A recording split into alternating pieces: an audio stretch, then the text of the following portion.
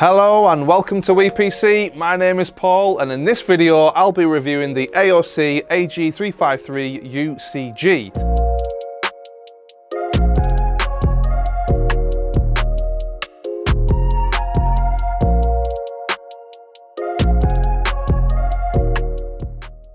This 35-inch 200Hz gaming monitor arrives as part of the AGON lineup, which is AOC's premium range of gaming panels, and alongside a rapid refresh rate, the monitor also offers HDR1000, 2ms response time and 100% DCI-P3 colour accuracy, as well as a backlight RGB and a whole host of other gaming features. So with plenty to get through, let's waste no further time and dive straight into it, and as always we'll start with design.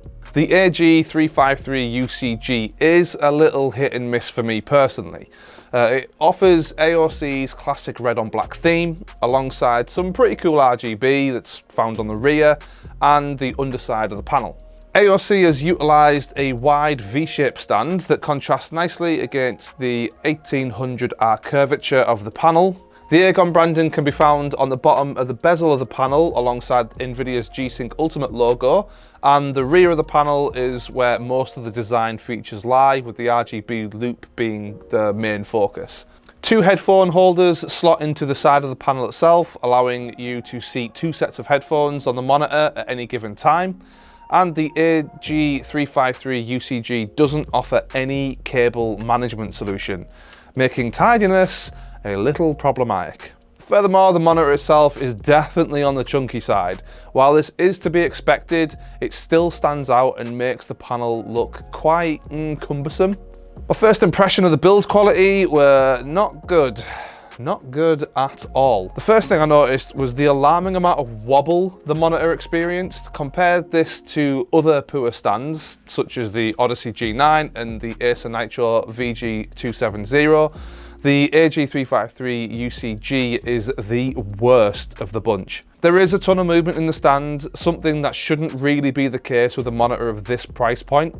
You really need to be using it on a rock solid desk. If not, you'll probably experience quite a lot of wobbliness and probably seasickness. And moving away from the stand, the rest of the monitor doesn't feel too bad.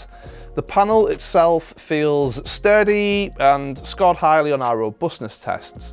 Like many modern panels, the AG353UCG makes use of an anti-glare coating with a 3H hardness. The matte finish of this panel does a solid job of mitigating both natural and man-made light sources. The bezels on this monitor were pretty good, coming in at a mere 9mm on the top and sides, and the bottom bezel being closer to 20mm. Whilst we have already touched upon the robustness and build quality of the stand, we haven't yet gone over the adjustability. In this department, it actually scores quite well, offering good height, tilt and swivel functionality. Furthermore, as the VA panel inside the monitor doesn't offer the greatest viewing angles, you'll want to make use of all the functionality this stand provides. AOC has equipped this monitor with a decent amount of input and output options, allowing you to link any number of devices and peripherals to the screen itself. The display inputs include 4 USB 3.1 ports, 1 HDMI 2.0, 2 DisplayPort 1.4 and 3 3.5mm audio ports. Lastly, we have the on-screen display, and like the other monitors within the AGON family, the AG353UCG comes equipped with a joystick for navigation. And it also comes with a handy little keypad for navigating the OSD in case you find the joystick problematic. Alongside your generic luminance, contrast, colour and preset settings, users can also set their game presets as well, with the option to enable the overdrive feature alongside bespoke G-Sync controls and control the RGB on the monitor. Now before we get into what it's like to game on this thing, please note that Charlie, our monitor specialist and in-house monitor slapper, why is it so wobbly? Has done a whole bunch of colour accuracy, picture quality and colour gamut testing. The results of those tests can be found on our full review article in the description below. I started off by playing a fast-paced shooter that would test the AGON's refresh rate, response time and general input lag, CSGO. We fired up some deathmatch and the first thing I noticed was the FPS. I decided to play in its native resolution, which is 3440 by 1440, and the rig I was using did struggle to hold the 200 frames per second marker. That said, the game did feel very smooth during gameplay, even when in more intense situations where several players would rush. Of course, for all the gaming tests, we had the G-Sync on and had overdrive set to medium. We found that choosing low overdrive didn't provide enough sharpness, whereas strong led to overshooting in the form of ghostly halos around the image. I did try turning the overdrive setting to off, but moving objects experienced a lot of trailing and motion blur. After that, I wasted no time and enabled the HDR signal via Windows and loaded up Shadow of the Tomb Raider. Whilst this is an aging game, it still benefits greatly from a HDR panel, especially one such as this with HDR1000 certification.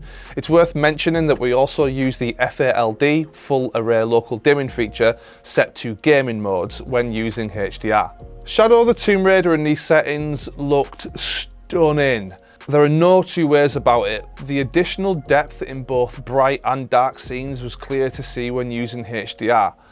One thing I will point out is colours looked a little on the saturated side, but that's purely down to the accuracy of the panel when uncalibrated.